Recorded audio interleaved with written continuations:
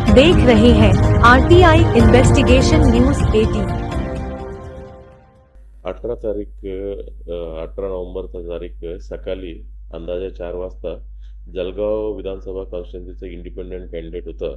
त्याचं नाव होतं शेख अहमद शेख हुसेन गुलाम हुसेन, वय 51 वर्ष. ह्यांच्या घरावरती फायरिंग केलं म्हणून आम्हाला रिपोर्टिंग झालं होतं आणि तिथं पूर्ण शोध केल्यानंतर इन्व्हेस्टिगेशनमध्ये तिथं खरंच त्यांचा तो पहिला मजल्यावर राहत होता.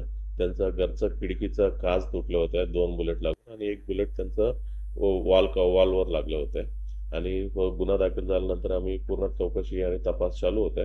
तपासादरम्यान काही CCTV आणखीन तांत्रिक माहिती आणि हे सर्व दृष्टीने आम्ही तपास चालू असताना त्यांचं स्वतःचं जे कंप्लेंट होतं ते स्वतःच साला जे मालेगावमध्ये राहतात ते इन्व्हॉल्ड आहे म्हणून आम्हाला खात्रीशीर माहिती भेटलं होतं. आणि पुढील तपासादरम्यान म्हणजे ही समजलं की त्यांचा साला आणि आणखीन एक साथीदार मालेगाववरून ते दिवशी रात्री इथं जळगावमध्ये आला आणि सकाळी इथं फायरिंग केल्यानंतर परत ते मालेगावात निघून गेले होते.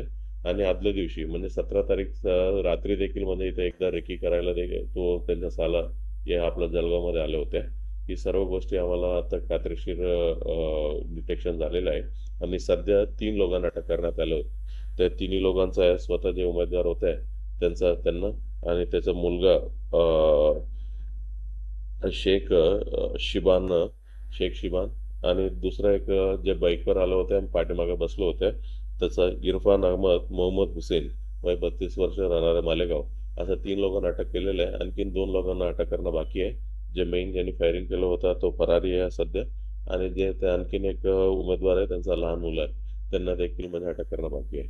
News 18 Right to Information.